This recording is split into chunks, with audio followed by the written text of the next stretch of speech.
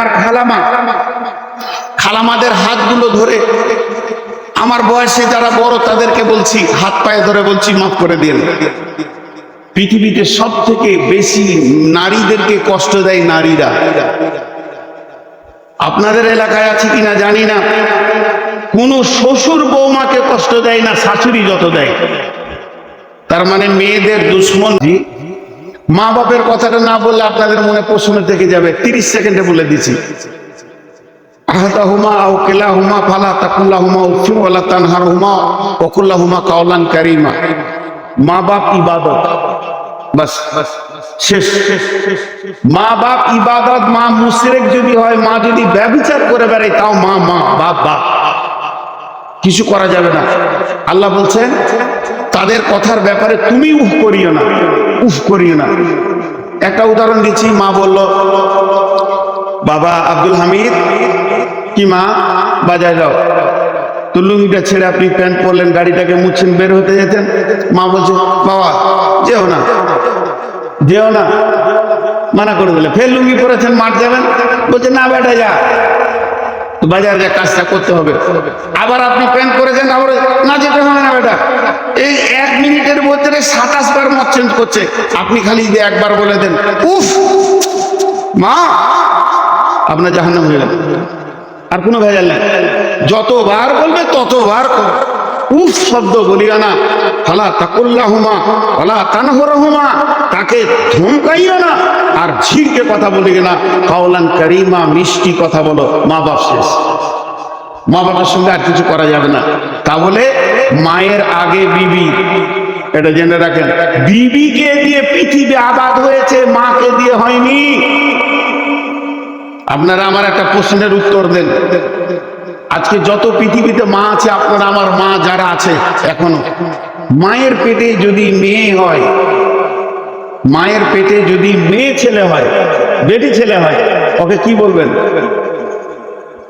মায়ের পেটে যদি বেটি ছেলে হয়, ওকে কি বলবেন? বলছে মা বলবো, পানি খেতে হবে আমাকে। প্রশ্নের উত্তর খুব শুনেছি, কথা বলে না এতটি লোক। মায়ের পেটে যদি বেটি ছেলে হয় তো কি বলে ডাকবেন? বোন। আর বিবির পেটে যদি বেটি ছেলে হয়, আজ বিবি মাকে জন্ম দিতে পারে। বিবির পেটে যত বেটি হবে প্রাণ খুলে মা বলে ডাকেন। বিবি আজও মাকে জন্ম দিতে পারে, মা বিবি জন্ম দিতে পারবে না। মা বোনের জন্ম দেবে, কিন্তু আমার বিবি আমার মাকে জন্ম দিতে পারে। এটা মায়ের বেটা বিবির কত মূল্য, একটা বউয়ের কত মূল্য। আল্লাহ তাবারাক ওয়া তাআলা বলছেন তাদেরকে অবহেলা করিও না, তাদেরকে কোন নজরে দেখিও না। কেন? সে তোমার সব থেকে বড় দুটি কাজ করে। 1 নম্বর কাজ করে কি? তোমার চরিত্রকে সে ঢেকে রেখে দিয়েছে। এটা পৃথিবীর কেউ পারবে না। আপনি যে প্রশ্ন করেন হুজুর আপনার বিবি কোন কাজে লাগে, আমি তখন বলবো কোরআনে বলেছে লিতাসকুনু ইলাইহা ওয়া জাআলা বাইনাকুম মাওয়াদ্দাতা ওয়া রাহমা। লিতাসকুনু ইলাইহা ওয়া জাআলা বাইনাকুম মাওয়াদ্দাতা ওয়া রাহমা। দেশ বিদেশে ভালো ভালো খাচ্ছি, মেশিন তো স্ট্রং হয়ে আছে, দেহে তো রক্ত আছে, আর শরীর যেন সুস্থ রয়েছে। আমার ভেতরে বিগার নিয়েছে। আল্লাহ তাবারাক ওয়া তাআলা বলছে তোর মাথা যখন গরম হবে বিবির কাছে তুই চলে যা, তোর বিবি তোকে সুন্দর স্বচ্ছ পরিষ্কার মানুষ বানিয়ে দেবে। তুই আর অন্য মেয়ের কাপড় ধরে টানবি না, তোকে এত সুন্দর চরিত্রবান রাখবে। আমি 1000 বার বিবির সঙ্গে মিলবো, দেশের লোক আমাকে হুজুর বলে ডাকবে। আর একবার যদি শুনেলেন ভেলিয়ানে কোনো মেয়ের কাপড় ধরে টেনেছে, এটা একটাও জুতা পায়ে থাকবে না। এই সম্মানটা আমার বাঁচিয়ে রেখেছে আমার বিবি। আমার উগ্রমতিকে ঠান্ডা করেছে। আর কি করেছে আমার বিবি? আমার মরার পর ইদা মাতাল ইনসানু ইনকাতা আনহু আমালুহু ইল্লা মিন সালাসাতিন সাদাকাতিন জারিয়াতিন আও ওয়ালাদিন সলিহিন। আমি মরে যাওয়ার পর আমার ভিটাতে যে আলো দেবে, আমার কবরে যে দোয়া করবে, 10টা টাকা টেবিলে দিয়ে বলবে আমার আব্বার জন্য দোয়া করেন, ওই সন্তানটা আমার বিবি দেয়। পৃথিবীর কেউ দেবে না। মা হারাম, বোন হারাম, এদের কাছ থেকে বাচ্চা পাওয়া যাবে না, আশা করা যাবে না। আমার বোনের কাছ থেকে আমার দোলা ভাই আশা করবে, আমার মায়ের কাছ থেকে আমার বাপ আশা করবে, আমি আমার বিবির কাছ থেকে আশা করব। অতএব শুনেলেন, সব থেকে প্রয়োজন আপনার ভবিষ্যৎ বাচ্চাটা যে আপনার কোলে তুলে দেয়, আপনার রক্তে, আপনার বীর্যে, আপনার শুক্রাণুর বাচ্চাটা আপনার কোলে 9 মাস 10 দিন পেটে রেখে 2.5 বছর দুধ পান করে পেশাব পায়খানা সাফ করে যে আপনার কোলে তুলে দেয়, এরই নাম বিবি। বিবি মানে ধর আর মার। এখনকার সঙ্গীত করেছে বিবি মানে ধর আর মার। কিছু ছেলে খুব পরেজগার হয়েছে, মাকে খুশি করার জন্য বিবিকে মারে। জি, মাকে খুশি করার জন্য বিবিকে মারে, এরই নাম বিবি। বিবিকে আমাদের চিনতে অনেক ভুল হয়। আরো কিছু কথা আছে, আপনাদের বিরক্ত লাগেনি তো?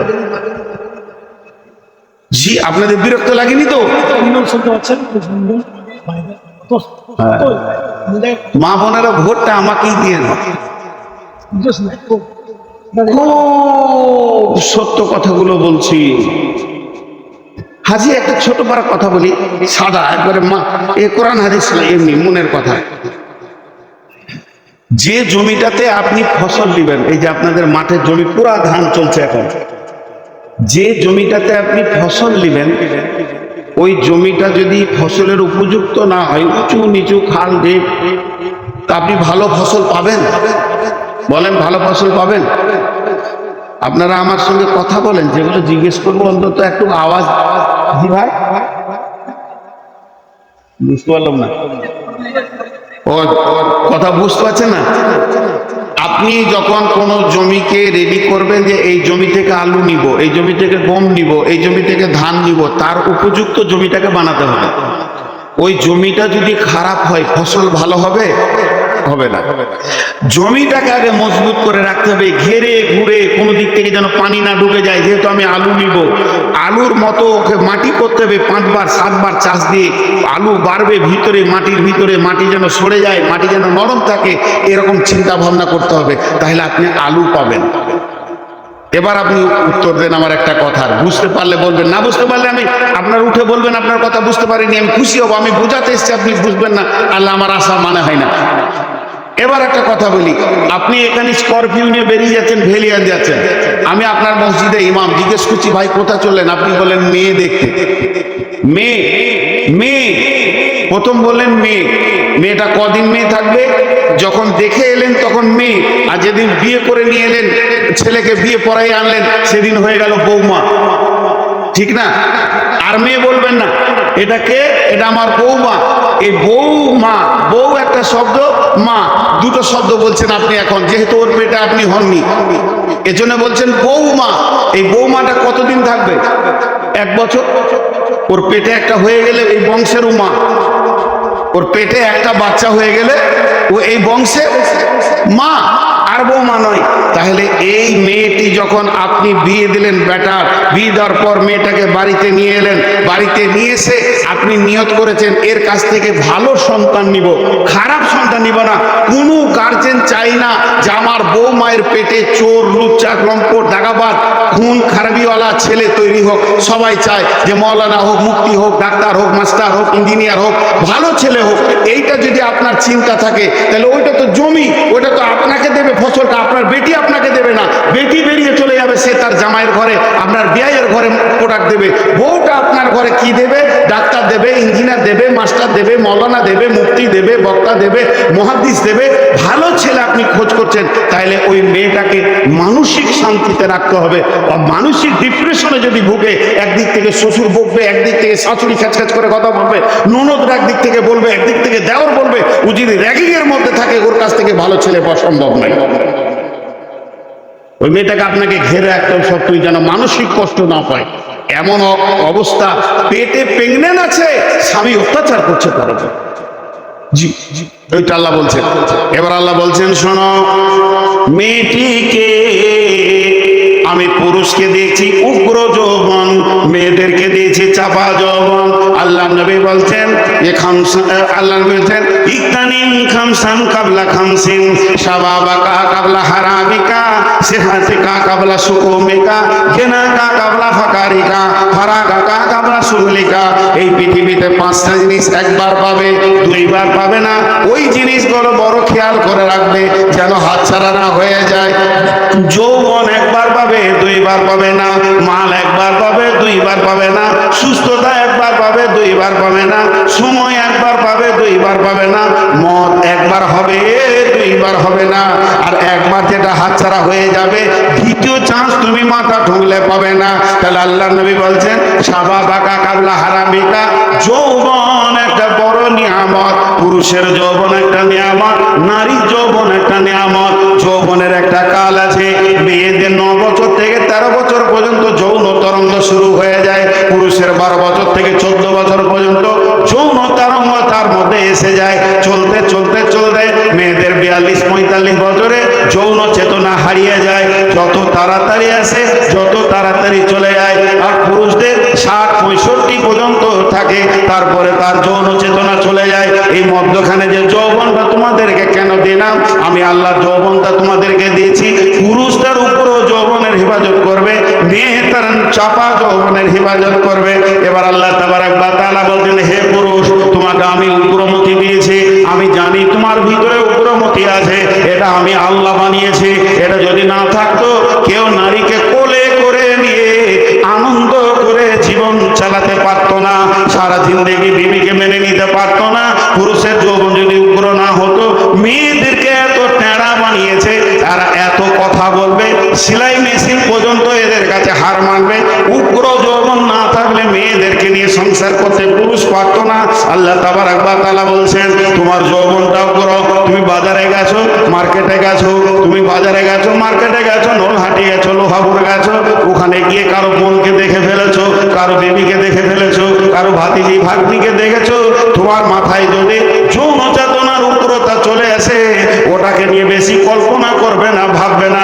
ফিরে চলে এসো তোমার বিবি কাছে, লিতাসকুনু ইলাইহা ওয়া জাআলা বাইনাকুম মাওয়াদ্দাতা। ওই মেয়েটি তোমাকে উগ্র করে দিয়েছে, ওর কাছে যা যা আছে একই জিনিস তোমার বিবির কাছে রয়েছে। তোমার বিবি তোমার উগ্রমতিকে ঠান্ডা করবে। লিতাসকুনু ইলাইহা ওয়া জাআলা বাইনাকুম মাওয়াদ্দাতা। বিবিকে ধরলে নেকি, দেখলে নেকি, মিললে নেকি, বিবির সঙ্গে সম্পর্ক করলে নেকি। জেনা করলে যত বড় গুনাহ, বিবির সঙ্গে মিললে অত বড় নেকি। আর বিবি স্বামীর ধরাতে সারা দেবে, স্বামীর গায়ে মিলবে, চলবে ফিরবে, হাসবে, এর জন্য নেকি রয়েছে। ওই জগৎটা নেকিতে ভরপুর রয়েছে এবং দুইজনকে আনন্দ দেবে। আল্লাহ তাবারক ওয়া তাআলা বলছেন, তারা দুজনে কি আনন্দ পেল, তারা দুজনে কি তৃপ্তি পেল, পৃথিবীর বিজ্ঞানীরা এক কলম তোরা লিখে দে। এটা আমি আল্লাহ বানিয়েছি, এটা জান্নাতে বানিয়েছি, এটা জান্নাতে এক জায়গায় থাকবে। পৃথিবীতে স্বামী স্ত্রী যতদিন থাকবে, এরা জান্নাতের সুখ পাবে। জান্নাতের আনন্দ বিবির কাছে লুকানো আছে। জি জি জি, মানুষ বোঝে না, কিন্তু ক্যাটালগ বর্ণনা করতে হবে। আজকে আমরা শেষ করে দিয়েছি ছোট্ট একটা কথা বলে, এবার দ্বিতীয় আয়াতে যাব। যারা আমার খালামাদের হাতগুলো ধরে, আমার বয়সে যারা বড় তাদেরকে বলছি, হাত পায়ে ধরে বলছি, মাফ করে দিন। পৃথিবীতে সব থেকে বেশি নারীদেরকে কষ্ট দেয় নারীরা। আপনাদের এলাকায় আছে কিনা জানি না, কোন শ্বশুর বৌমাকে কষ্ট দেয় না শাশুড়ি যত দেয়। তার মানে মেয়েদের দুশ্মন মেয়ে।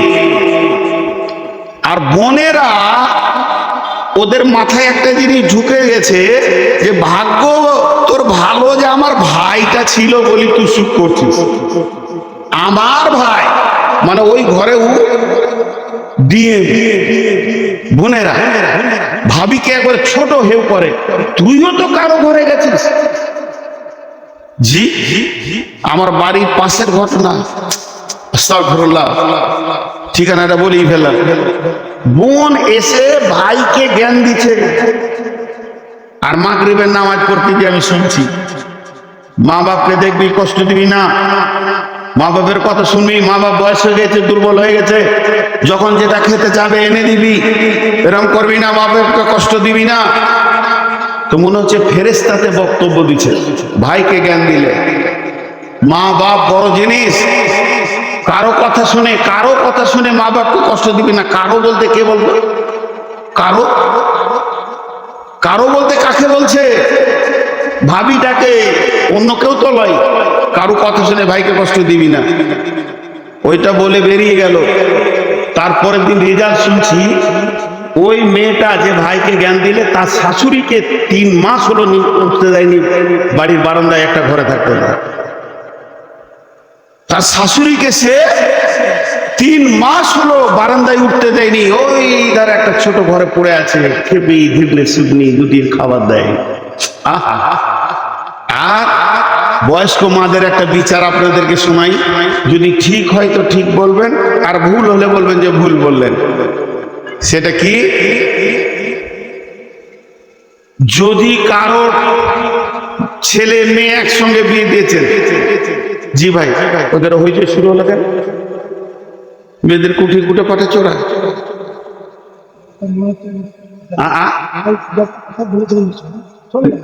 না না, ওদিকে হইচই শুরু হলো। আচ্ছা ভাই, আপনারা একবার মুখ খুলেন, বিরক্ত লাগছে?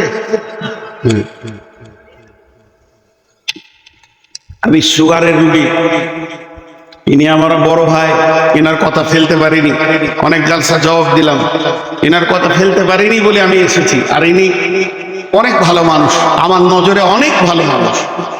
এনার পাঞ্চুয়াল টাইমের দিকে জ্ঞান আছে, আর এক এক জায়গায় মাথা খারাপ করে দেয়। এবার শুনেন আমার কথাটা, যদি ভুল হয় তো বলবেন ভুল, আর ঠিক হলে সবারই মুখে আমি একটা আওয়াজ শুনবো যে ঠিক বলেছেন। একই ভোজে ভাই আর বোনের বিয়ে দিল বাপ, বোনটার বিয়ে দিল ধরেন ভেলিয়ানে, ভাইটার বিয়ে দিল লোহাপুরে। তাহলে বাড়িতে দুটো, একটা বেটি একটা বেটা একসঙ্গে বিয়ে হলো, তার বিনিময়ে দুটো নতুন মানুষ পেলো, একটা বৌমা পেলো, একটা জামাই পেলো। বুঝতে পেরেছেন কথাটা? এবার বাইদি ভাই বিয়েটা হয়েছে 4-5 মাস কি 6 মাস, নতুন বিয়ে। তো বেটিটা বাপের ঘরে আছে, বউটা ওইখানে আছে, বেটিটা কোনো কাজে এসছে, এখানে আছে। তো নতুন বউ শ্বশুর বাড়িতে থাকলে জামাই তো আসবি। তো দেখা গেল ভেলিয়ান থেকে জামাই এসছে, জামাই এসে আছে, বেটি জামাই একটা রুমে আছে। বেটা গেছে মাঠে কাজ করতে, ধানের জমি দেখতে, বাপ বলেছে জমিগুলো না দেখে আসবি না। তারপরে ও ঢুকলো বেলা 11টা-12টার দিকে বাড়িতে। এই বউটার উপরে, আপনার পেটির ওপরে জামাইয়ের যে চাহিদাটা আছে, বউ মায়ের ওপরেও তো বেটার ওই চাহিদাটা একই আছে, সেম। মাঠে কাজ করছে আর মনে করছে কখন যাব বাড়ি বিবির মুখ দেখবো, কখন যাব বাড়ি বিবির মুখ দেবো, নতুন বিয়ে। বউটাও বাড়িতে কাজ করছে, মন খারাপ করে কখন আসবে, মাঠ ঝেয়ে গেছে সকালে এখনো আসেনি, 2 জন আছে। এবারে জামাইটা ঢুকে তখন ওর বেটিটাকে নিয়ে একবার চলে গেল এইদিকে, বাজার দিয়ে ঘুরতে চলে গেল, ওই করমজি কোন দিকে চলে গেল, নলহাটি। সকালে একবার ঘুরে এলো বা 10টার সময় ঢুকলো, নাস্তা খেয়ে বলছে চল একবার লোহাপুর যাই। ফুরক করে আবার বেরিয়ে গেল লোহাপুর, 2টি হয়ে গেল। আবার একটু দুপুরে ভাত খেয়ে বলছে চল একটু দেখে আসি, আইসক্রিম খেয়ে আসি। 3বার হলো। বিকেল বেলায় বলছে আর একবার নলহাটি যাব, বেটি জামাইকে নিয়ে নলহাটি চলে গেল। তো ওর মায়ের মনটা এত খুশি হবে, পাড়াতে গিয়ে বলবে বোন তোদের দোয়া ছিল, জামাই একটা পেয়েছি, আমার বেটিকে ছাড়া কিছুই বুঝে না। উঠে দিনে 40 বার বাজার যেতে বললে 40 বার বাজার যাবে, কোনো বিরক্তি নাই। আমার জান ঠান্ডা হয়েছে, আল্লাহ আমার কপালের দিকে তাকিয়েছে, আমি ভালো বেটি জামাই পেয়েছি। এবার বৌমাটা বেটাটাকে বলছে একবার বিকেলের দিকে কাটা করিয়ে ওইখানে কিছু আনবো, স্বামী স্ত্রী ব্যাপার কিছু আনবো। আচ্ছা চলো, বিকেল বেলায় বেরিয়ে যাচ্ছে, ঠিক সন্ধ্যায় ঢুকেছে। ওই মেয়েটি 1 টিপ মেরেছে মাত্র, বেটি 5 টিপ মেরেছে, জান ঠান্ডা হয়ে গেছে। আর যে মেয়েটি 5 টিপে ওর বেটি জামাইয়ের সঙ্গে গেছে, জান ঠান্ডা হয়েছে, সেই মেয়েটি তার বেটার সঙ্গে বৌমা খালি একবার কাটা গড়িয়ে গেছে, পাড়াতে বলে বেড়াবে বউটা বেটাকে কিনে লেছে। আর কথা মানে না, মনের দুঃখ কোথা রাখবো, বেটা বউ পাগল হয়ে গেছে গো, বলে কি বলে না? এই এই শাশুড়ি শ্বশুরগুলো বউ মায়ের হাতে ভাত পায় না।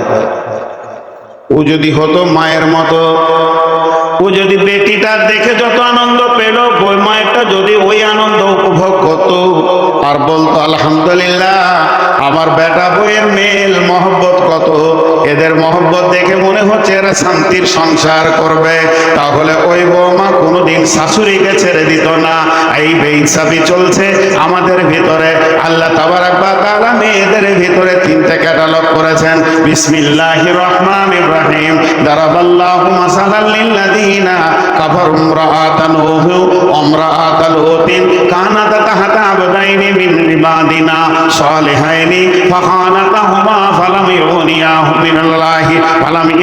আনহুমা মিনাল্লাহি শাইআ ওয়া কিলা দুখুলান নারা মা'আদ দাখিলিন। ওয়া দারাবাল্লাহু মাসালাল লিল্লাযিনা আমানু ইমরাআতা ফিরআউনা ইয ক্বালাত রাব্বি ইবনি লি ইন্নাকা বাইতান ফিল জান্নাতি ওয়া নাজ্জিনি মিন ফিরআউনা ওয়া আমালিহি ওয়া নাজ্জিনি মিনাল কওমিদ যালিমিন। ওয়া মারইয়াম ইবনাত ইমরানা আল্লাতী আহসানাত ফারজাহা ফানাফাখনা ফীহি মির রূহিনা ওয়া সাদ্দাকাত বিকালিমাতি রাব্বিহা ওয়া কুতুবিহি ওয়া কানাত মিনাল কানিতিন।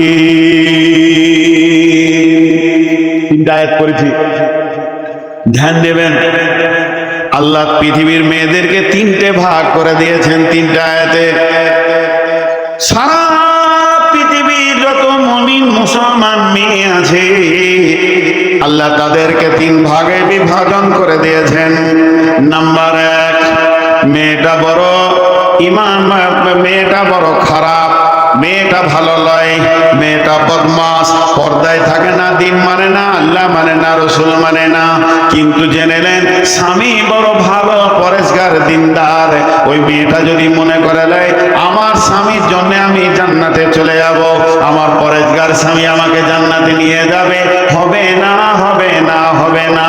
আবার মেয়েটা ভালো স্বামীটা খারাপ, যদি কোনো মেয়ে মনে করে আমার স্বামী, আল্লাহ একটা কপালে তো স্বামী হয়, একটাই তো জীবনে বিয়ে হয়, আমি একটা স্বামী পেলাম, স্বামীটা বড় জুয়ারি, স্বামীটা হলো সুদঘর সুদারো, স্বামীটা মাতাল লুচ্চা, আমি মনে হয় জাহান্নাম চলে যাব।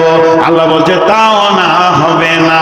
যে মেয়েদের স্বামী হয় নাই, যাদের বিয়ে হয়নি বা স্বামী মারা গেছে, স্বাধীন হয়ে গেছে, তালাক হয়ে গেছে, এই মেয়েগুলো যদি মনে করে আমাদের কেউ নাই, যেমন যাবে তাই করব, আল্লাহ বলছে চলবে না, চলবে না। এই তিনটে উদাহরণ আল্লাহ কালাম পাকে সূরা তাহরিমের ভিতরে শেষ আয়াতে দিচ্ছেন। জারাবাল্লাহু মাসালাল লিল্লাযিনা কাফারু ইমরাআতান নূহ ওয়া ইমরাআতাল লূতিন কানাতা তাহতা আবদাইনি মিন ইবাদিনা সালিহাইনি ফাখানাতাহুমা ফালাম ইউগনিয়া আনহুমা মিনাল্লাহি শাইআ ওয়া কিলা দুখুলান নারা মা'আদ দাখিলিন।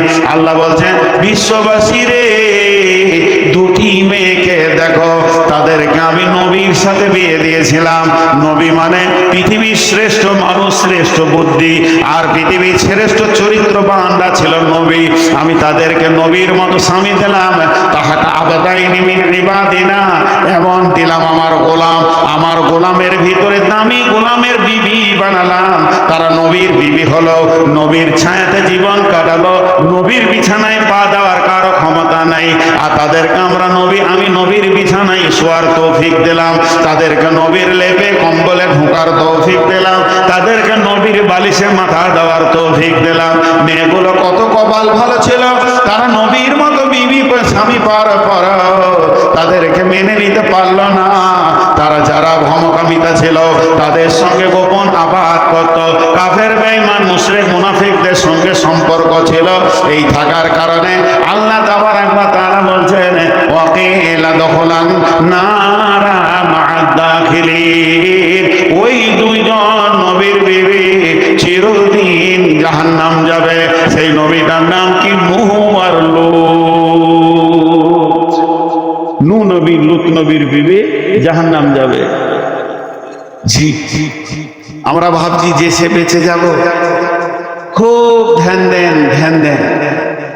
وعن عائشة رضي الله تعالى عنها وهي قالت قال رسول الله صلى الله عليه وسلم মা ইউবিকিকে আয়েশা قالت ذكرت النار فبكيت يا رسول الله قال هل تذكرون أهلكم يوم القيامة يا رسول الله قال رسول الله صلى الله عليه وسلم ثلاثة أمواتنا فلا يذكرون أحد أحدا বিশ্বনবী যত বিবি ছিলেন, একটু ধ্যান দেন, মনোযোগ। বিশ্বনবীর যত বিবি ছিলেন, একটা বিবি ছিলেন কুমারী, সমস্তগুলো বিধবা। কারো স্বামী মরে গেছে, কারো স্বামী তালাক দিয়েছে। দুইটা তিনটা বিয়ের পরে নবীর সঙ্গে বিয়ে হয়েছে, বিবিগুলো চরিত্রবতী ছিলেন, কিন্তু একটা মেয়ে ছিলেন, তিনি হলেন আয়েশা, যাকে পৃথিবীর কোনো পুরুষ দেখেনি, একমাত্র নবীজি ব্যবহার করেছেন। তাজাব্বাজা ওয়াহা বিনতু সাবআ সিনিন, 7 বছর বয়সে বিয়ে হয়েছে রাসূলের সাথে। ওয়া দুফাতিলাইহা লুআবুহা মাহা ওয়া 9 সিনিনা, আর 9 বছর বয়সে আম্মা জান আয়েশা রাসূলের সঙ্গে বাসর ঘরে গেছেন।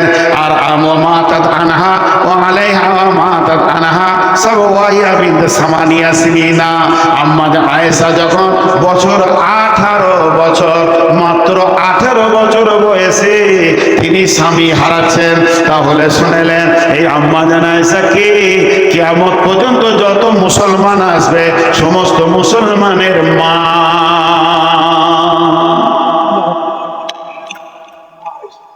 কোন সাহাবী বলেছিলেন আল্লাহ রাসূলকে, ইয়া রাসূলুল্লাহ আপনি মারা গেলে আয়েশাকে বিয়ে করব। আসমান থেকে আয়াত নাজিল হয়ে গেল, নবীর বিবিরা কিয়ামত পর্যন্ত সমস্ত পুরুষের মা, এদের সঙ্গে বিয়ে হারাম। তো 18 বছর বয়সে মেয়েটা স্বামী হারালো। শুনেলেন এবার মেয়েটা কোয়ালিটি। মেয়েটি নিজেই বলতেন, আল্লাহ আমাকে 5খানা সম্মানী দান করেছে, আমি 5টা সম্মানে সম্মানিত হয়েছি। আমার বৈবাহিক জীবন, রসুলের সঙ্গে আমার বিয়ে হবে, এটা পৃথিবীর মানুষের আলোচনাতে হয়নি, আসমানওয়ালা এটা আলোচনা করেছেন। জিব্রাইল মারফতে বলে দিয়েছেন যে আমি নির্বাচন করেছি, হে নবী মুহাম্মদ তুমি আয়েশাকে বিয়ে করবে। তাহলে জেনে নেন এটা আসমানওয়ালার নির্বাচন, এটা আমার সব থেকে গর্বের বস্তু। 2 নম্বর, আল্লাহ আমাকে কত সম্মান দিয়েছেন, নবীজি আমার হুজরাতে আছেন, আসমান থেকে আয়াত নাজিল হয়েছে, এটা আমার 2য় সম্মান। আমার 3য় সম্মান হলো আমার বিছানাতে যেদিন নবীজি শুয়েছিলেন, আমার বিছানায় আমার বালিশে মাথা দিয়ে রসুল আমাকে নিয়ে শুয়ে আছেন, ওই রাত্রিতে সাবে মেরাজ হয়েছে। আম্মা জান আয়েশা বলছেন আল্লাহর মুলাকাতে গেছিলেন, আর নামাজ নামে একটা জিনিস পৃথিবীতে এসেছে, সেটা আমার বিছানা থেকে হয়েছে। আল্লাহ আমাকে কত ভালোবাসেন। আম্মা জান আয়েশা বলছেন 4র্থ নম্বরে, সারা পৃথিবীর শ্রেষ্ঠ মানব আখেরি নবী, নবী মুহাম্মদ রাসূলুল্লাহ সাল্লাল্লাহু আলাইহি ওয়াসাল্লাম আমার কোলে মাথা রেখে চিরনিদ্রায় ঘুমিয়েছেন। তিনি যেদিন পৃথিবী থেকে চলে যান, সেদিন আমার কোলে মাথা রেখে গেছেন। আর 5 নম্বরে আমার সম্মান, আমাকে আল্লাহ কত ভালোবাসে। আজও 2025 সালে এই আজকে ফেব্রুয়ারি এপ্রিল মাসের 5 তারিখে বিশ্বনবী যেখানে শুয়ে আছে মদিনা মানওয়ারাতে, আর কিয়ামত পর্যন্ত শুয়ে থাকবেন, ওটা আম্মা জান আয়েশার বিছানা। বিছানা সরিয়ে দিয়ে আল্লাহ নবীকে ওখানে দাফন করা হয়েছে। তাহলে জেনে নেন আমি 5খানা সম্মানে সম্মানিত। মা আমার, বোন আমার, এইরকম মেয়ে, এত দামি মেয়ে, সারা পৃথিবীর সমস্ত মাযহাবের আলেম ওলামা একমত। আম্মা জান আয়েশা মুহাদ্দিস ছিলেন, ছোটখাটো ব্রেনের মানুষ ছিলেন না, অনেক হাদিস বর্ণনা করেছেন। অত কোনো মেয়ে এত হাদিস বর্ণনা করতে পারেননি। তার একটা বড় কারণ আছে, সেই কারণটা হচ্ছে দাম্পত্য জীবনের যত হাদিস আম্মা জান আয়েশা বর্ণনা করেছেন, অন্য বিবিরা মনে রাখতে পারেননি। বিশ্বনবী এই বিবিটা হয়েছে একদিন হঠাৎ ঝুঁকড়ে বাচ্চা ছেলের মতো কাঁদছে। এত দামি মেয়ে, কোয়ালিফাইড মেয়ে, এত ডিগ্রিওয়ালা মেয়ে, যখন বাচ্চা ছেলের মতো কেঁদে উঠল, আল্লাহ নবী বলছেন, আয়েশা রে, তোমাকে কে কাঁদালো? তুমি বলো, তুমি কাঁদছো কেন? আম্মা জান আয়েশা বলছেন, ইয়া রাসূলুল্লাহ, আমি জাহান্নামের আগুনের ভয়ে কাঁদছি। তিনটে ক্যাটালগ বলছি, ধৈর্য ধরেন। আমি যদি এখন কাঁদি তো এই কমিটির লোক বলবে, আজকের জন্য আপনি আমাদের মেহমান, কি হলো, কাঁদছেন কেন? বলবো মেরেছে। বলছে দাঁড়ান দেখি, এই লোকটা অপমান করেছে, দাঁড়ান দেখছি আমাদের মেহমানকে কেন অপমান করবে। আর আমি যদি কাঁদতে কাঁদতে বলি জাহান্নামের ভয়ে কাঁদছি, কার বুকে এত সাহস আছে, কাঁদিয়েন না, দেখছি বিষয়টা। বলবে বিশ্ব নবী পর্যন্ত পারলেন না। আল্লাহ নবী বললেন, আয়েশা কাঁদছো কেন? আম্মা জান আয়েশা বললেন, আমি জাহান্নামের ভয়ে কাঁদছি। নবীজি বললেন, চুপ করে দাঁড়িয়ে আছে। আবার আম্মা জান আয়েশা প্রশ্ন করলেন। কি প্রশ্ন করলেন? আম্মা জান আয়েশা একটা জিনিস লক্ষ্য করে দেখে বুঝতে পারলেন, আমাকে আমার স্বামী কত ভালোবাসে, আমাকে বিশ্ব নবী কত ভালোবাসে, আমাকে আমার হাবিব কত ভালোবাসে। আমি কেঁদেছি তা তিনি এসেছেন, তার মানে আমার চোখের পানি তিনার দিলকে প্রভাব করেছে, তিনাকে দুলিয়ে দিয়েছে, তিনাকে সচিয়ে দিয়েছে, তার ব্রেন কাজ করছে। এসে জিজ্ঞেস করছে, এসে কাঁদছো কেন? তাহলে আমার এই কান্নাটা রসুলের জন্য কারণ হয়েছে বলে তো জিজ্ঞেস করছি। উনি চুপ করে থাকতে পারতেন। তাহলে আমি একটা কথা বলি, আল্লাহর নবীকে বলছেন, হাল তাজকুরুনা আলাইকুম ইয়াউমাল কিয়ামাতি ইয়া রাসূলুল্লাহ, ও দয়ার নবী গো, আপনার কি বিবি বলে কিয়ামতের দিন মনে থাকবে নাকি? একবার বলেন, এখানে আমি দুনিয়া কাঁদলাম, আপনি এসে আমাকে জিজ্ঞেস করলেন, আর আপনার কথার আমি উত্তর দিলাম, কিন্তু যেদিন কিয়ামতের দিন আসবে, সেই দিন খালি কাঁদার পালা পড়ে যাবে। ও দয়ার নবী, ও আল্লাহর নবী, ও আখিরি নবী, আপনি একটিবার বলেন, ওই দিন কি আপনার বিবি আয়েশা বলে মনে থাকবে নাকি? নবীজি হালকা করে বললেন, সালাসাতা মাওয়াতিনা ফালা ইয়াযকুরুনা আহাদুন আহাদান। আয়েশা রে, তিনটে সময় এমন আসবে ওই কিয়ামতের ময়দানে, তিনটে মহড়া এমন আসবে, কেউ কাউকে মনে রাখতে পারবে না।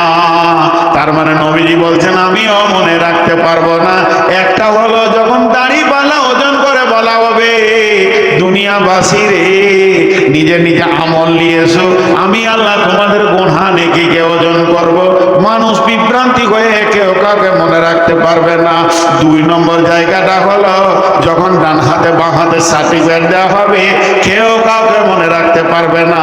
আর তিন নম্বর জায়গা হলো যখন জাহান্নামের মুখে পুলসে রাত রাখা হবে, দৃশ্যটা দেখে কেউ কাউকে মনে রাখতে পারবে না। তার মানে আমি বলতে চাইছি, বিশ্ব নবী যদি আয়েশাকে জবাব দেয়, আপনার স্বামী যত বড়ই আল্লাহর ওলি হোক না কেন, কিয়ামতের দিন কোনো কাজে আসবে না।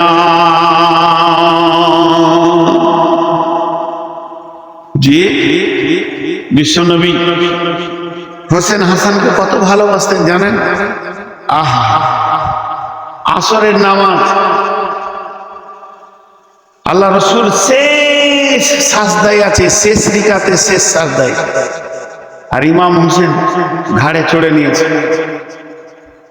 ইমাম হোসেন আর হাসান মসজিদে গিয়ে বলছে, নানা ঘোড়া হয়েছে চাপ, ঘাড়ে বসেছে, ধরে আছে নানাকে। আর হাসান তখন পাছাতে ঠেলছে, বলে ঘোড়া যায় না কেন রে? কত মহব্বত। জিবরাইল আমিন এসে রসুলের কানে বলছে, ইয়া রাসূলুল্লাহ, কতক্ষণ পর্যন্ত মাথা তুলবেন না যতক্ষণ পর্যন্ত ইমাম হোসেন না নামবে। কত ভালোবাসতেন আল্লাহ, কত মহব্বত, কত ভালোবাসা। জি, সাহাবীদের মধ্যে একজন দেখতে পেয়েছে, আল্লাহ করে যে রসুল ঘুমিয়ে গেল নাকি, দেখছে দেখছে ঘাড়ে চড়ে আছে, একদম পাছে ঠেলছে, হাত দিতে যেতে আল্লাহ রসুল হাত সরিয়ে দিল। কত ভালো, কত মহব্বত, কত তাদের প্রেম।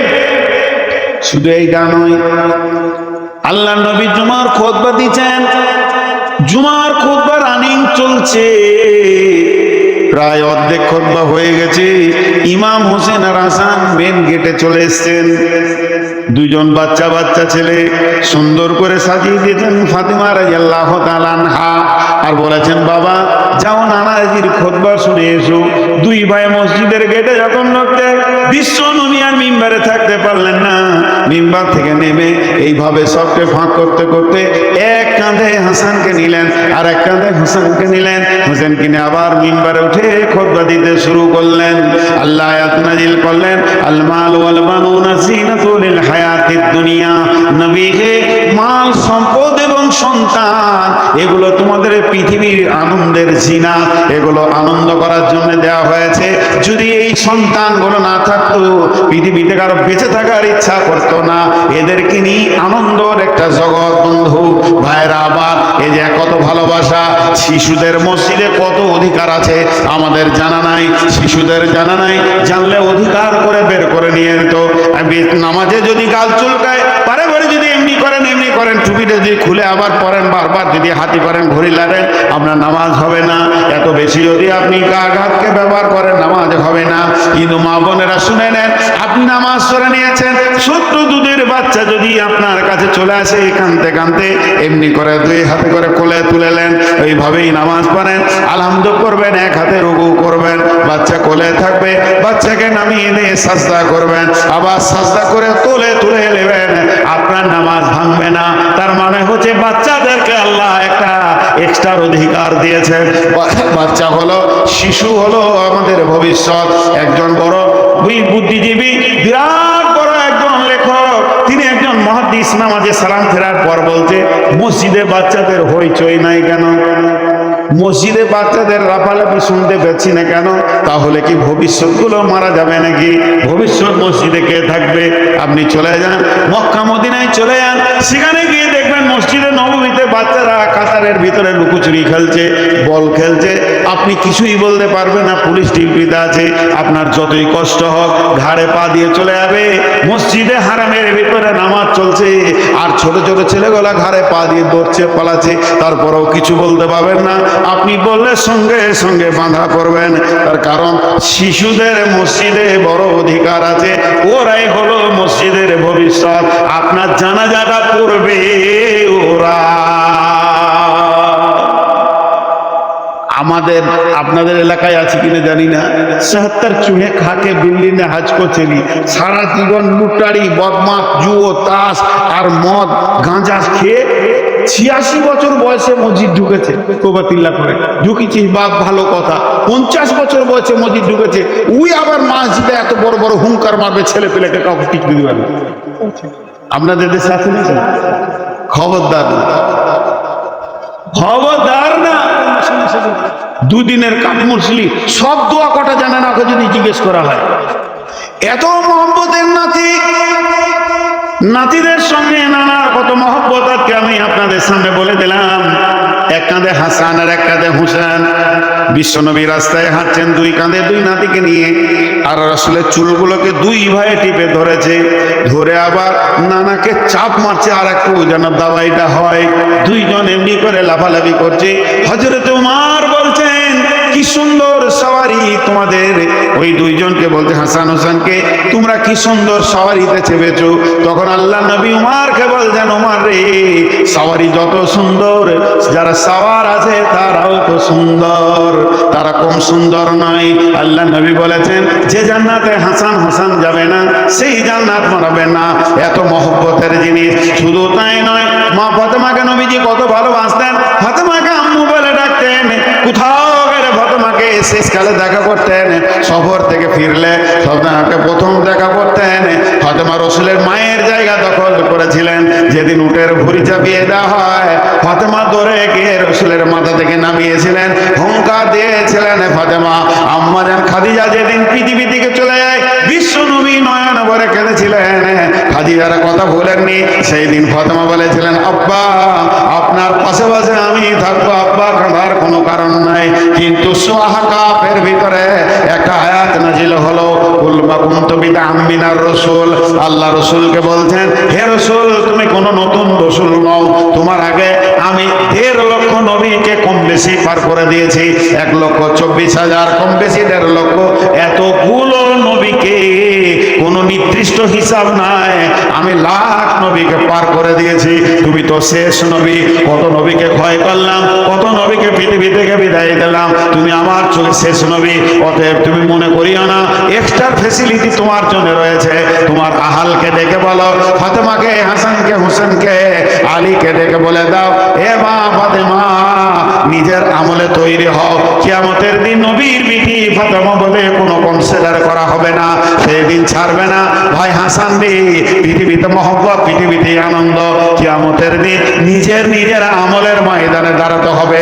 অতএব প্রথম যে আয়াতটা আপনাদের সামনে পড়েছি, যারা আল্লাহু মাসালাল লিল্লাযিনা কাফারু ইমরাআতা নূহ ওয়া ইমরাআতা লূতিন কানাতা তাহতা আবদাইনি মিন ইবাদিনা সালিহাইনি ফাকানাতাহুমা ফালাম ইগনি আনহুমা মিনাল্লাহি শাইআ ওয়া কিলা দুখুলান নারা মা'আদ দাখিলিন।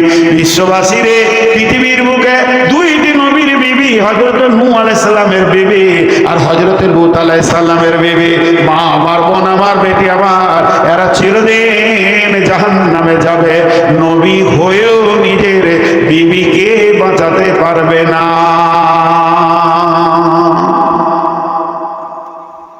তাহলে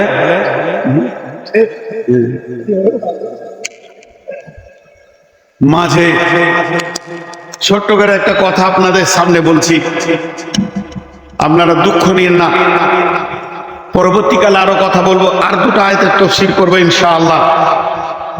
আমি অনেক বড় রোগী, যারা বসে আছেন আর উঠিয়েন না, অনেকে চলে গেল। দুটি আয়াতের তাফসীর একটা করলাম, আর দুটো আয়াত আছে চটচট করে দেব। মাঝে একটা কথা আপনাদেরকে এলান করছি যে আমি এই জালসার ফাঁকে ফাঁকে নিজে একটা ট্রাভেলস করেছি, যেটাতে মানুষকে মক্কা মদিনা আমি সাথে যেয়ে নিয়ে যাই। মক্কা মদিনা লাখো লোক বেরিয়ে গেছে, চলে আয় আমার সঙ্গে, চলে আয় আমার সঙ্গে। ৭৫,০০০, ৮০,০০০, যে যেমন পারছে ডাক মারছে, হাঁক মারছে, লোক হুর হুর করে তাদের পেছনে দৌড়ছে। এখনকার মানুষ ২০ টাকা কম পেলে ওই দিকেই দৌড়বে, ২০০ টাকা কম পেলে, ১,০০০ টাকা কম পেলে ওই দিকেই দৌড়বে। এটা বিজনেসে পরিণত হয়ে গেছে, সেবাতে নয়। তবে আল্লাহকে সাক্ষী রেখে বলছি, ওই মক্কা মদিনার মাটিতে আমি যাদেরকে নিয়ে যাই, তাদেরকে আমি বিজনেস করি না, তাদেরকে সেবা দিই। জেদ্দা থেকে শুরু হয়, কেন এসেছি, কেন কাবাতে আমি পৌঁছালাম, কাবাতে কে পৌঁছেছিল আগে, আল্লাহ আমাকে নিয়ে এলো কেন, এর উপরে আয়াত দিয়ে আমি কথা বলতে থাকি। মানুষের জ্ঞান বিবেক খুলে চোখের পানিতে কাঁদে, হ্যাঁ সত্যি তো তাই। তারপরে মক্কাতে যাওয়ার পর, মক্কা কোথায় কি, কোন ঘটনা, কোনটা আরাফাত, কোনটা মিনা, কোনটা মুজদালিফা, কোথায় কি আমল আছে, সেগুলো আমি নিজে বর্ণনা রাখি। অতএব এর একটা আলাদা স্বাদ পাবেন। সে মক্কা থেকে যখন মদিনা যায়, তার প্রতিমধ্যে যে কথাগুলো আছে, রসুল কিভাবে হিজরত করেছেন, কিভাবে কোন দিকে গেছেন, কিভাবে মদিনা পৌঁছালো, তার কথা আমি রাখি এবং মদিনারও কথা রাখি। অনেকে লিখে দিচ্ছে অভিজ্ঞ আলেম দিয়ে গাইড করানো হবে। দেখেছি শুধু মক্কা মদিনার ভিতরে ছেড়ে দিয়ে চলে আসে। আমি তো গেছি ওই অভিজ্ঞ আলেমদের সাথে। এক অভিজ্ঞ আলেম বলছে, বাসটা মদিনা ঢুকছে, সবাই সালাম করো, ইয়া নবী সালাম আলাইকা শুরু করে দিল। বুঝি মানুষ বুঝে না যে এটা কোন ক্লাসের, কোন জাতির আলেম, এটা বুঝে না। আমি বসে আছি, বলছে মৌলানা উঠেন, ইয়া নবী সালাম আলাইকা বলো না, তুই বল, দু কলম আমি পড়ে এসেছি, তোর মতো আমি অত পাগলা লই যে এখন ইয়া নবী সালাম আলাইকা বলতে হবে। তো ভালোভাবে ঠিক মতো যদি করতে চান উমরা বা হজ, আমার সাথে যোগাযোগ করেন, আমার নম্বরে যোগাযোগ করেন, আমার বড় ভাইয়ের সঙ্গে যোগাযোগ করেন। এইটুকু আপনাদের সামনে আমি বলে গেলাম, কারণ আপনারা আমার সঙ্গে চলেন, এই ভাষাটা বলছি। এরপরে টাকা পয়সার কথা বলবেন, ৭৫,০০০ নিচে, ৮০,০০০ নিচে, ৮৫, ৯০, ১ লাখ, ১,১০,০০০ চলছে দুনিয়াতে। কিন্তু ১,১০,০০০ যে লোকটা যাবে, ৭৫,০০০ যে লোকটা যাবে, ওর মতো ফেসিলিটি পাবে না। পরিষ্কার কথা, কাছে থাকবে, ভালো খাবে। আমি বলছি আপনাদেরকে ভালো খেতে দিব না। অনেকে লেখছে ভালো ভালো খাবার আমি দিব না, নুন দিয়ে ভাত দিব। আমি বলছি বিছানা দিব না, চাদর পেরে গামছা পেরে শুবেন, কিন্তু চলেন আপনাকে আমি মক্কা মদিনার আসল ইতিহাসগুলো দেবো, লাভ হবে। আমার ট্রাভেলসে এই বছরে যেটা আমি কোরবানির পরে যাব, সফর করব, এই এপ্রিল মাসের ভিতরে যদি কেউ পাসপোর্ট দেয়, এপ্রিল আর মে এপ্রিল আর মে, মে 15 পর্যন্ত, তার বেশি করা যাবে না। এপ্রিল আর মের 15 পর্যন্ত পাসপোর্ট আর টাকা দেয়। 1 লাখের প্যাকেজটা 90,000-এ নিয়ে যাবো ইনশাআল্লাহ। 75,000 আছে, চলে যান আমি বলবো। কিন্তু ওখানে গিয়ে যখন ঠকবেন আপনি তখন ওই এজেন্টকে গাল দিয়েন না, অল্প টাকা দিয়েছেন, বহু দূরে আপনাকে রাখবে। কিন্তু আমার সঙ্গে চলেন, আমি যেমনটি মানুষ আপনারা ভাবছেন আপনাদের সঙ্গে কথা বলছি, সেম ওখানে গিয়ে সার্ভিস পাবেন। 1 লাখের প্যাকেজটা 90,000-এ নিয়ে যাব, মের 15 পর্যন্ত টাকা পাসপোর্ট দিলে। এবার মের 15 পর থেকে দিলে ওই প্যাকেজেই যারা যাবে 1 লাখ লাগবে। কারণ আমি টিকিটটা এটাই সস্তা পাচ্ছি, ওইটা টিকিটটা সস্তায় পাবো না। আগে থেকে টিকিট আমি বুকিং দিলে সস্তায় পাচ্ছি। আমি প্লেনের সঙ্গে কথা বলেছি, কথা চলছে। আর ওই দিকে গেলে তখন আমাকে তৎকাল হবে। আবার যদি জোয়ার 3 দিন আগে যেতে চান তাহলে তৎকাল 25,000 টাকা লেগে যাবে, হিসাব একটা আছে। তো মের 15 তারিখ পর্যন্ত, এপ্রিল মে 15 তারিখ পর্যন্ত পাসপোর্টের টাকা যদি জমা দিতে পারেন তো ইনশাআল্লাহ 1 লাখের প্যাকেজটা 90,000 আপনাকে সফর করাবো। আমার কথা বলা শেষ। দ্বিতীয় নম্বর আয়াত, وضرب الله مثلا للذين آمنوا امرأة فرعون إذ قالت رب ابني عندك بيتا في الجنة ونجني من فرعون وعمله ونجني من القوم الظالمين। এখন প্রথম আয়াতে যেটা আপনাদেরকে দেখালাম, স্বামীগুলো ভালো, বিবিগুলো খারাপ, তাই জাহান্নাম চলে গেল। এবার স্বামীটা খারাপ, বিবিটা ভালো। তার কারণ পৃথিবীর যত জালেম এসেছে আজ পর্যন্ত, আর এরপরে যত জালেম আসবে, ফেরাউনের মতো কেউ জালেম হবে না। কোরআনে যাকে জালেম ঘোষণা করা হয়েছে, এ বেঈমান সারাদিন আল্লাহর বিরোধিতা করেছে আর রাত্রিবেলায় আল্লাহর কাছে কান্ত। এ বেঈমান জানার পরেও বেঈমানি করেছে। আর এই ফেরাউনের মতো জালেম কেউ নাই। কিন্তু আল্লাহ বলছে, ও পৃথিবীর মেয়েরা, ও মহিলারা, তোমার স্বামীটা তো ফেরাউন নয়। তোমার স্বামী যদি সুদখোর হয়, তোমার স্বামী যদি জুয়ারি হয়, তোমার স্বামী যদি লুচ্চা হয়, তোমার স্বামী যদি লুটেরা হয়, তোমার স্বামী যদি বেঈমানি করে দাড়ি মেরে নিয়ে এসে তোমাকে খাওয়ায়, তার কোনো চিন্তা নাই। কারণ ফেরাউনের বিবি আসিয়া চিরদিন জান্নাতে থাকবে। ফেরাউনের বিবি যদি আসিয়া জান্নাতে যেতে পারে, তুমি সুরারোর বিবি কেন জান্নাতে যাবে না? তুমি মাতালের বউ কেন জান্নাতে যাবে না? তুমি নিজেকে কোনোদিন হতাশা করিও না, হতাশায় ভোগবে না। তুমি নিজেকে তৈরি করো, আমলকে তৈরি করো, আখিরাতকে তৈরি করো। ওই আসিয়ার মানসিক শারীরিক যখন অত্যাচার হতে লাগলো, ফেরাউনের একটা দাবি, তুমি আমাকে আল্লাহ বলো। আসিয়া বলল, শুনে নাও, আল্লাহ বলবো না, স্বামী হিসেবে যত যা করার আছে আমি করব, কিন্তু আমার আল্লাহ এক। এবার শারীরিক অত্যাচার করতে করতে বাড়ি থেকে বের হয়ে নিয়ে এলো। শেষ অত্যাচার হলো, তার 4টা হাত পায়ে টান করে বেঁধে দেওয়া হলো। আর মাঝে নিটে কাঁচকে ভেঙে বিছিয়ে দিয়ে আসিয়াকে শুয়ে দেওয়া হলো। গোটা শরীর মেতে ক্ষত বিক্ষত করে দিয়েছে। এত মার দিয়েছে, শরীর কেটে ক্ষত বিক্ষত হয়ে গেছে। এবার আসিয়াকে শুয়ে দিয়ে কয়েকটা সৈন্যকে একটা বিরাট বড় পাথরটা ছেড়ে দিলে মাটির সঙ্গে মিশে যাবে। কয়েকটা সৈন্য ধরে আছে। ফেরাউন বলছে, আসিয়া রে, একটি বার দেখলে তোর মত কত ভয়ানক হবে। তুই এখন আল্লাহ বলেলে, কিন্তু এসে আসিয়া না, আমার আল্লাহ এক, আমি কাউকে আল্লাহ বলতে পারবো না। তিনি আমার আল্লাহ, যিনি আমার রব।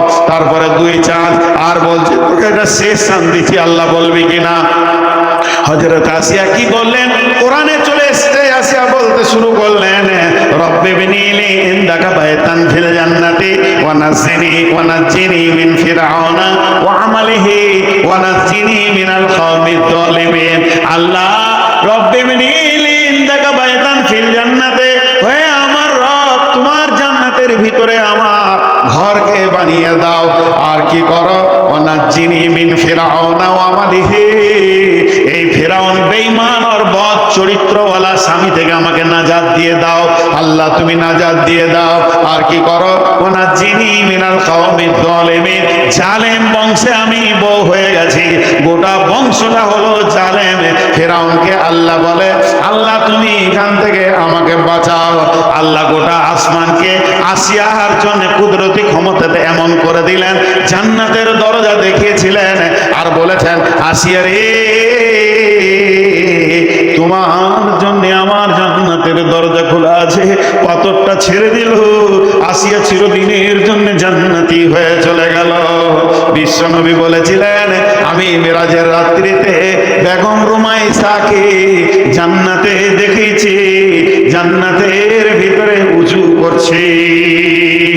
আসিয়াকে জান্নাতের ভিতরে পাওয়া গেছে, তিনি জান্নাতি মেয়ে, জান্নাতে চলে গেছে। অতএব ফেরাউনের চেয়েও যদি তোমার স্বামী তো জালেম নয়, স্বামী বদমাশ হতে পারে, স্বামী মাতাল হতে পারে, স্বামী জুয়ারি হতে পারে, স্বামী সুদ খেতে পারে, এর জন্য মা আমার, বোন আমার, আপনার কোনো টেনশন নাই। আল্লাহ স্বামীর জন্য আপনাকে জাহান্নাম দেবে না। আর একটা আয়াত আছে,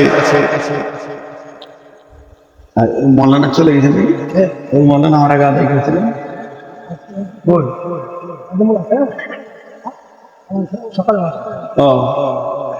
জি 12টা বেজে গেল। আর একটা আয়াতের তর্জমা করে আজকের মতো সমাপনী দিব ইনশাআল্লাহ। হ্যাঁ 100। এবার যারা যুবতী মেয়ে, মানে যাদের স্বামী নাই, তারা কি করবে? আহা, ওরা ভাবছে আল্লাহ হয়তো আমাদেরকে দিয়ে বিচার করতে পারবে না। আল্লাহ বলতে শোন, বিসমিল্লাহির রহমানির রহিম, ওয়া মারিয়াম বানাতা ইমরান আল্লাতী আহসানাত ফারজাহা ফানাফাখনা ফীহি মির রূহিনা ওয়া সাদ্দাকাত বিকালিমাতি রাব্বিহা ওয়া কুতুবিহি ওয়া কানাত মিনাল কানিতিন। পৃথিবীতে একটা যুবতী নারী আছে যাকে জীবনেও কোনো পুরুষ গায়ে হাত দেয়নি। একটা এমন মেয়ে আছে যাকে কোনো পুরুষ ওর গায়ে হাত দেয়নি, ভাই বাপ ছাড়া। সেই মেয়েটার নাম কোরআনে এসেছে, তার নামে একটা সূরাও আছে, মেয়েটার নাম হলো মারিয়াম। আল্লাহ বলছেন, যুবতীর দল, যত যুবতী আছো আমার বিটি, সমস্ত যুবতীদেরকে বলছি, আল্লাহ বলছে তোমাদের জন্য আমি মারিয়ামকে রেডি করে রেখেছি। সে এমন একজন মহিলা ছিল, তার গায়ে কোনো পুরুষ হাত দেয়নি। একটা কথা 3 বার বলবো, আল্লাতী আহসানাত ফারজাহা, আল্লাতী আহসানাত ফারজাহা, আল্লাতী আহসানাত ফারজাহা। এর বাংলা একদম দিতে পারবো না, হালকা করে দিচ্ছি। মেয়েদের শরমগাকে, মেয়েদের শরমগাকে, স্ত্রীলিঙ্গকে ফারজে বলা হয়। এখানে আল্লাহ ফারজাহা বলেছেন, আল্লাতী আহসানাত ফারজাহা। এই কথাটা কত সুন্দর কথা। মেয়েদের শরমগা, মেয়েদের যেটা আপনার কিনা স্ত্রীলিঙ্গ, ওইটাকে ফারজাহা বলা হয়েছে। আর আহসানাত শব্দ লাগিয়েছেন, সে তার শরমগাকে সুন্দর করে রেখেছে। আল্লাহর নজরে মারিয়ামের শরমগাটা হলো অতি সুন্দর জায়গা। কেননা সে জীবনে জীবনে বিনা লাইসেন্সে পুরুষকে দিয়ে, বিনা মহারানার পুরুষকে দিয়ে হারাম কাজ করেনি, লুচ্চামি করেনি, সে নিজের আপনার কিনা নোংরামি করেনি, সেটাকে পরিষ্কার পরিচ্ছন্ন রেখেছে আল্লাহর নজরে। আল্লাহ বলছে পরিষ্কার। মেয়েদের শরমগাকে নিয়ে কোরআনে অনেক আয়াত আছে, সূরা নূরে আছে, আবার সূরা নূরে আম্মা জান আয়েশাকে নিয়ে শুধু পবিত্রতা ঘোষণা করতে যে 11টা আয়াত নাজিল হয়েছে, তাহলে শরমগাটার মূল্য আছে। এখন একটা উদাহরণ দেব। আজকে জালসায় যে আমি আসছি, আর এই কমিটির লোক 2-3 জন ফোন করেছে আমাকে, আপনাদের ইমাম সাহেবও ফোন করেছে। এই ফোন করা দেখে একটা আগ্রহ বুঝছি যে আমাকে কত ভালোবাসে। নেটওয়ার্কে খারাপের কারণে ভালো কথা হচ্ছিল না। তো যদি আমি বলতাম যে আমার সঙ্গে 2টো লোক যাচ্ছে, আমি ড্রাইভার 2টো লোক, খুশি হয়েছেন, এনারা ঠিক জায়গায় রেখেছেন, ড্রেস করতে দিয়েছেন, খাওয়ার ভালো, সব ভালো। আমি যদি বলতাম যে আমার সঙ্গে মক্কা মদিনার ইমাম আছে, তাহলে থাকার জায়গাটা আরো উন্নত হতো। হতে কি হতো না? কমিটির লোক বলতো যত টাকা লাগে ভালো জায়গায় রাখবো, কিন্তু যদি বলি কালু ডাকাত আছে, থাকতে দিবেন ভালো জায়গায়? ঢুকতেই দিবে না। গায়ের শেষে 4টা লাঠি নিয়ে লোক দাঁড়িয়ে থাকবে, বল তোর জালসা শুনবো না, এখান থেকে তুই ডাকাত নিয়ে যা। কেন এই কথাটা বললাম? চলার পথে আমি সফর করছি, কিছুক্ষণ থাকবো, লোক যেমন হবে সেই রকম জায়গায় থাকবে। আমি লম্বা সফর করছি, বাড়ি থেকে শিলিগুড়ি চললাম, আমি আমাইপুর এসছি, 1 ঘন্টা 2 ঘন্টা থাকবো। যে লোকটা থাকবে এখানে, ওই লোকটা যেমন দামি হবে, থাকার জায়গা তেমন দামি হবে, এইটা বলতে চাইছি। তাহলে শুনেলেন, এই পৃথিবীতে যত মানুষ আছে, এই পৃথিবীতে যত মানুষ আছে, মায়ের পেটে রেহমের ভিতরে কিছুক্ষণ তাদেরকে থাকতে হয়। তাহলে ওই জায়গাটা যত পরিষ্কার হবে, তত দামি বাচ্চা মায়ের পেটে থাকবে। আর জায়গাটা যদি আমার বোন, আমার বেটি অনুলুচ্চাকে দিয়ে খারাপ করে দেয়, ওই মেয়েটি কোনো দিন আশা করবে না আমার পেটে একটা দামি বাচ্চা আসুক। তার কারণ শুনেলেন, জায়গা সে নোংরা করে দিয়েছে, এর জন্য তার কাছে খারাপ ছাড়া ভালো সন্তান আসবে না। তাই কিয়ামতের সব থেকে বড় আলামত হচ্ছে কাসরাতু জিনা, জিনা বেড়ে যাবে। আল্লাহ রাসূল বলছেন, লা তাকুমুস সাআতু ফিল আরদি হাত্তা ইউকালা আল্লাহ আল্লাহ, ততদিন পর্যন্ত কিয়ামত হবে না যতদিন পর্যন্ত একটা আল্লাহওয়ালা পৃথিবীর বুকে থাকবে। তাহলে আল্লাহওয়ালা থাকবে কতক্ষণ? যতদিন আমের গাছ থাকবে ততদিন আম থাকবে, একটা আমের গাছ না থাকলে আম থাকবে না। তেমনি যতদিন আল্লাহওয়ালি মেয়ে থাকবে, সতীত্বের গ্যারান্টি দেওয়া মেয়ে থাকবে যে আমার গায়ে কেউ হাত দেয়নি, ততদিন আল্লাহওয়ালার আসার রাস্তাটা থাকবে। আর মেয়েদের সতীত্ব যখন শেষ হয়ে যাবে, তখন আল্লাহওয়ালা আশাও শেষ হয়ে যাবে। রাসূলের জামানায় ছিল জেনা করা কঠিন, বিয়ে করা আসান। সকালে বিয়ে, সন্ধ্যায় বিয়ে, আচানক বিয়ে হয়ে গেছে, কিন্তু জেনা করা কঠিন ছিল। রাসূলের জামানায় জেনা করা কঠিন, বিয়ে করা আসান। আর এই জামানাটা এমন একটি জামানা, ব্যভিচার করা আসান কিন্তু বিয়ে করা কঠিন। অতএব ভাইরে আমার, মা আমার, ও আমার বেটির দল, লুচ্চাকে দিয়ে শরমটা নষ্ট করিও না। ও সাদ্দাকাত বিকালিমাতি রব্বিনা ফাকু উমর ইবনাতা ইমরানা আল্লাতী আহসানাত ফারজাহা ফানাফাকনা ফীহি মির রূহিনা ওয়া সাদ্দাকাত বিকালিমাতি রব্বিহা ওয়া কুতুবিহি ওয়া কানাত মিনাল কানিতিন। আল্লাহ ওই মারিয়ামের গোসলখানাতে জিবরাইলকে পাঠালো। জিবরাইল আমিন গিয়ে একটা সুন্দর যুবকের রূপ ধরে দাঁড়িয়ে আছে। মারিয়াম বলছে, তোমার কাছ থেকে আমি পানা চাইছি, হে আমার রব, এই যুবক থেকে আমাকে পানা দাও। জিবরাইল বলছে, মারিয়াম রে, আমি কোনো পুরুষ নয়, মানুষ নয়, আমি আল্লাহর ফেরেশতা, মানুষের রূপ ধরে এসেছে। আমার কোনো সেক্স নাই, আমার কোনো সেকশনও নাই নারী পুরুষের। অতএব আমি তোমাকে সুর ফুঁকে দিব। জিবরাইল ফুঁকে দিলে আর মারিয়াম ডেলিভারি হয়ে গেল। মারিয়াম বলল, আমি লজ্জা রাখবো কোথা, কাকে মুখ দেখাবো? আল্লাহর হুকুম হলো, মারিয়াম তুমি মুখ বন্ধ করে নাও, তোমার ইজ্জত বাড়ানোওয়ালা আল্লাহ। মারিয়াম মুখ বন্ধ করে নিলেন। পৃথিবীতে 3-4টা শিশু বাচ্চা অবস্থায় কথা বলেছেন, একবার জন্ম নিয়ে কথা বলেছেন। মারিয়াম কোলে ছেলে নিয়ে গায়ে হাঁটছে, লোক বলছে, মারিয়াম ছেলের বাপকে, এটা কেমন করে হলো? তোকে তো জানতাম বড় নেককার। সঙ্গে সঙ্গে মারিয়াম কথা বন্ধ করে দিয়েছে। হযরত ঈসা আলাইহিস সালাম জবান খুলে বলছে, আমার মাকে কেউ দোষ দিবে না, আমি হলাম আল্লাহর নবী ঈসা রূহুল্লাহ। কেউ দোষ দেবে না, আমাকে আল্লাহ পাঠিয়েছেন, আমি ঈসা রূহুল্লাহ। তোমাদের কাছে আমি দাওয়াত নিয়েছি, লা ইলাহা ইল্লাল্লাহ, ঈসা রূহুল্লাহ বলো, তবেই তোমরা মানবে। মারিয়ামের দাম বেড়ে গেল। আজও অনেক বোন আমার আছে, বেটি আছে, যুবতী, যারা খারাপ ছেলেদের দিকে চলে যায়। সত্য কথা বলতে, এই যে ভাত খায় কাগজের থালা, দেখেছেন কাগজের থালা? আমাদের বিয়ে শাদীতে ভোজে খাওয়ায়, তো কাগজের থালায় ভাত খায়। আর কড়ির থালা দেখেছেন? কড়ির চীনামাটি খুব সুন্দর, ওই থালাতেও ভাত খায়। মা বোন আমার এই উদাহরণটা শুনেন, কাগজের থালাতে ভাত খায়, কাগজের থালাটাকে ধোয়, নোংরা থাকলে এমনি করে তুলবে, আবার ধুবে। কড়ির থালাতেও ভাত খায়, নোংরা থাকলে ধুয়ে দেয়, তুলে। দুইজনকে আদর করে, কাছে টানে, আদর করে, দুইজনেই মনে করে কত ভালোবাসছে খানেওয়ালা আমাকে। কিন্তু খাওয়া হয়ে গেলে কাগজের থালাকে এমনি করে ঘরে ছুঁড়ে ফেলে দেয়। কড়ির থালাকে ধুয়ে ঘরের শোকেসে তুলে রাখে, দেখতে ভালো লাগে, দেখলে হৃদয় ভরে যায়। তো এই দুটার মধ্যে পার্থক্য হচ্ছে, প্রেমিকা হচ্ছে কাগজের থালা, তোমাকে লুচ্চারা ভালোবাসবে কেন? খাওয়ার জন্যে। লুটা হয়ে গেলে তোমাকে ছুঁড়ে ফেলে দিবে কাগজের থালার মতো। আর করির থালা হচ্ছে স্ত্রী, ব্যবহার করবে, আবার গোসল করবে, কাছে থাকবে, ঘুরবে ফিরবে, শোকেসে থাকবে, দেখে আনন্দ পাবে। ছেলেরা তোমাকে চাইছে কাগজের থালা বানতে, এর জন্য তুমি লুচ্চা হয়ে যাও না।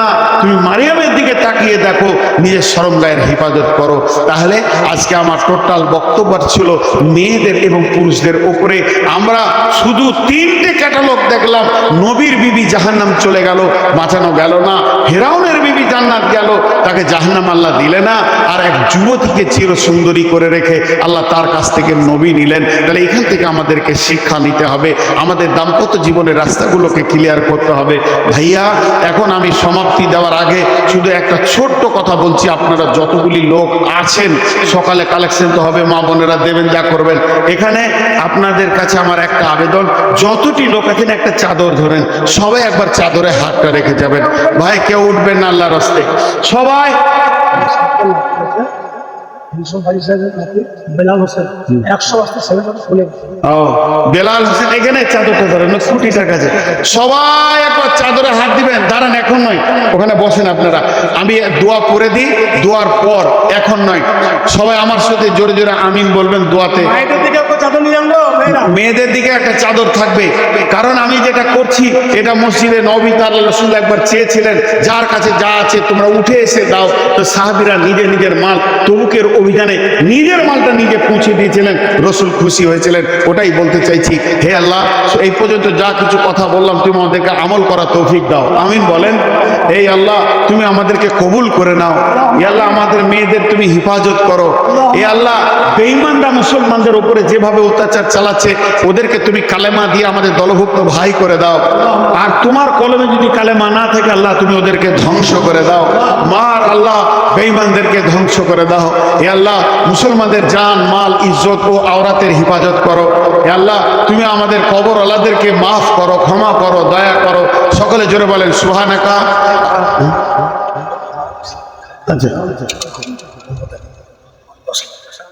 আচ্ছা, ইনি এনার স্ত্রী দুইজন 10,000 টাকা দিচ্ছেন। মোহাম্মদ আলী সাহেব আর ওনার স্ত্রী খাদিজা, হ্যাঁ, বাপ মায়ের নামে দান করছেন। আপনারা পেছন দিকে যাবেন না ভাই আমার, সকলে উঠে দাঁড়ান। এই চাদরে কিছু দেন, উঠে দাঁড়ান। চাদরে হাতটা রেখে যাবেন, হাতটা রেখে যাবেন, খালি হাতে চেন না, আল্লাহ রস্তে বলছি। ওই লোকেদের মাঝে দাঁড়ান। সুবহানাকা আল্লাহুম্মা রব্বানা ওয়া বিহামদিকা আশহাদু আল্লা ইলাহা ইল্লা আনতা আস্তাগফিরুকা ওয়া আতুবু ইলাইকা। যতগুলি লোক আছেন আপনাদের হাতগুলো ধরে বলছি, আমি বহুত দূরের মুসাফির, চাদরে হাতটা রেখে যান। সবাই চাদরে একবার হাতটা রেখে যান আল্লাহর রাস্তে। মা বোনেদের ভিতরে একটা চাদর দেন। ভাই ওঠেন, শেষ করে দিয়েছি, চাদরে একবার হাতটা রেখে যান। এখন আপনি একটা কাজ করেন, একটা কাগজ আর কলম নিয়ে আত্মীয়তা লিখতে শুরু করেন। আত্মীয়তা, আমার কথা বুঝতে যদি না পারেন তো জিজ্ঞেস করবেন।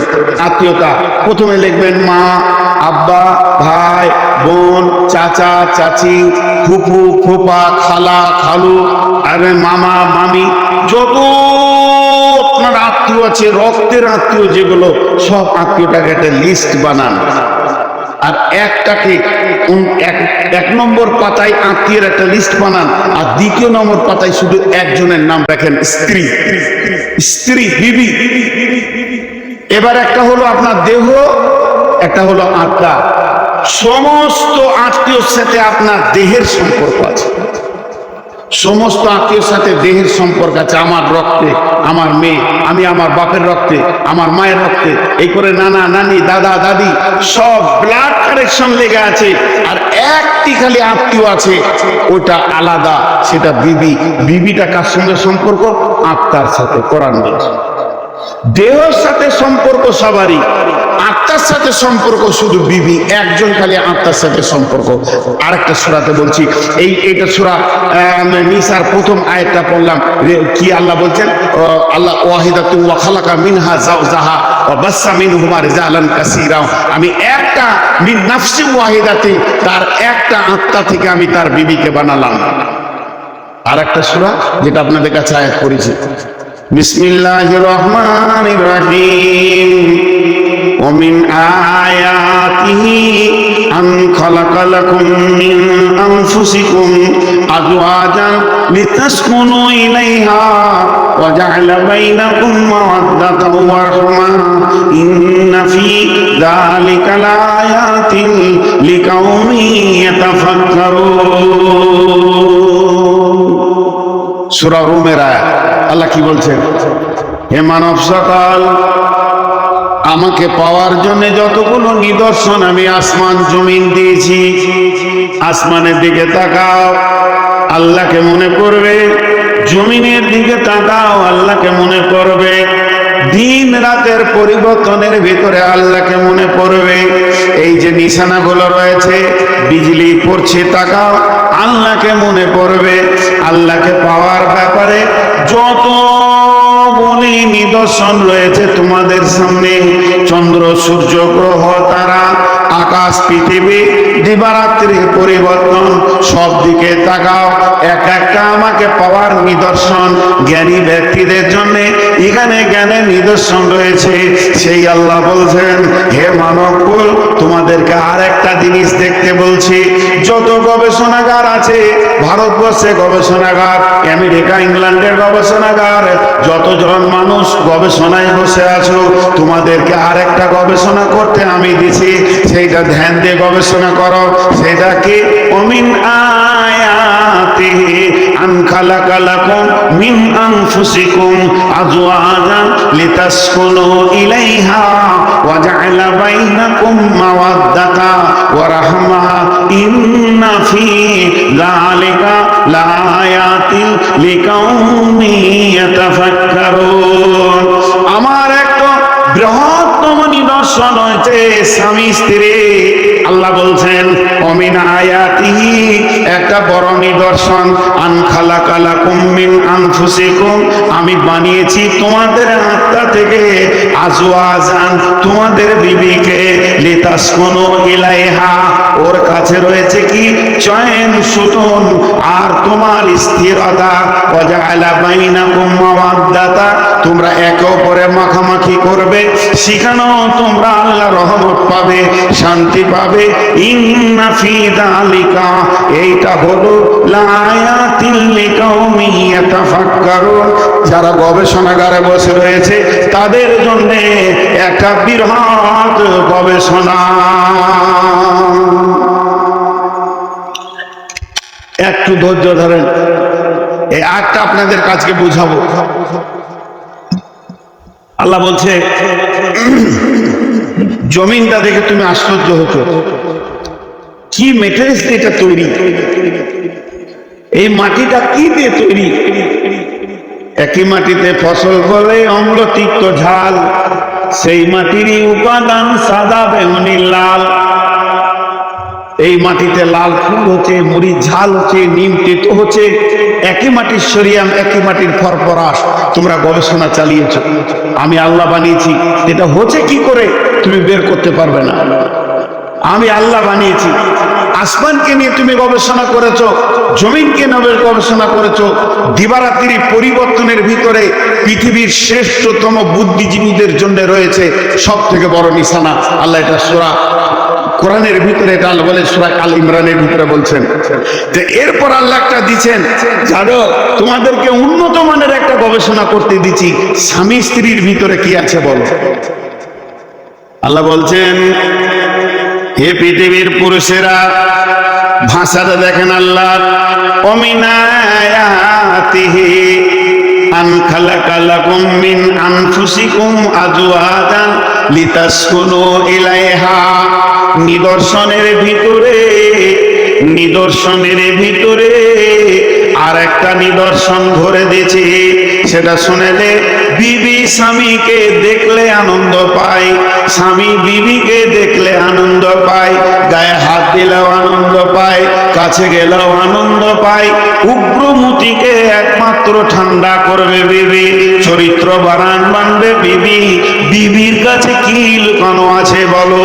ওয়াজআলা বাইনাকুম মাওয়াদ্দাতা ওয়া রাহমা, তোমরা একে অপরে যখন খেলবে, তোমরা আনন্দ উৎফুল্ল করবে, তখন বিবি তোমাকে শান্তি দেবে, তোমার দিলের শান্তি বইয়ে দেবে, স্বামী বিবির শান্তি বইয়ে দেবে, দুইজন দুইজনকে ঠান্ডা করে দেবে।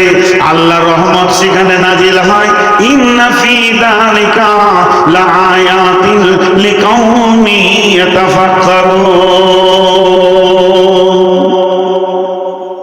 বাংলা ভাষায় একবার সাদা করে বলে দিছি, আমি আমার বিবিকে নিয়ে আনন্দ পাই, আমার বিবি আমাকে নিয়ে আনন্দ পায়। আল্লাহ বলছে পৃথিবীর বিজ্ঞানীরা বার কর ওই আনন্দটা দুজনার বডিতে কোথা লোকানো আছে। চ্যালেঞ্জ থাকলো কিয়ামত পর্যন্ত বার করতে পারবি না। এটা কোরআনের আয়াত বললাম, সূরা রুমের আয়াত বললাম। আল্লাহ বলেছেন ইন্না ফি যালিকা লাআয়াতিন লিকাউমি ইয়াতাফাক্কারুন। তোদেরকে চ্যালেঞ্জ দিচ্ছি আমি, চ্যালেঞ্জটা আমার দেওয়া নয়। জি কেন? এর মধ্যে কি শান্তি আছে? দুইজন একে অপরের কাছ থেকে স্বাদ পায়। স্বাদ, সেই স্বাদটা কে বলে দিতে পারবে?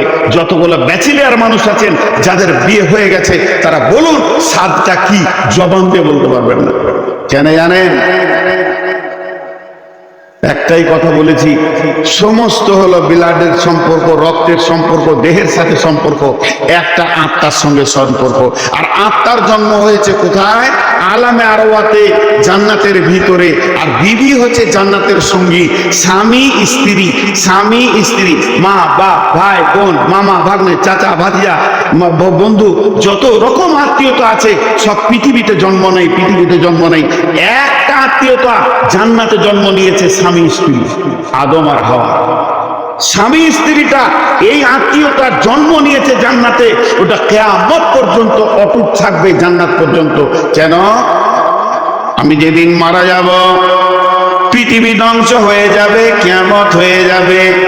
কিয়ামতের পর যারা জাহান্নাম যাবে তাদের কথা বাদ দেন, পেরেশান থাকবে। কিয়ামতের দিন মানুষ পেরেশান থাকবে, কবরে পেরেশান থাকবে। চলেন এখন জান্নাতে যাই। জান্নাতিতে সুখ আর সুখ, সেখানে টেনশন নাই, সেখানে পেরেশান নাই, সেখানে হেজিটেশন নাই, ডিপ্রেশন নাই, কোনো চিন্তা নাই। ওই রকম সুখের জগতে ছেলে বলে মনে থাকবে কি, মা বাপ মনে থাকবে কি?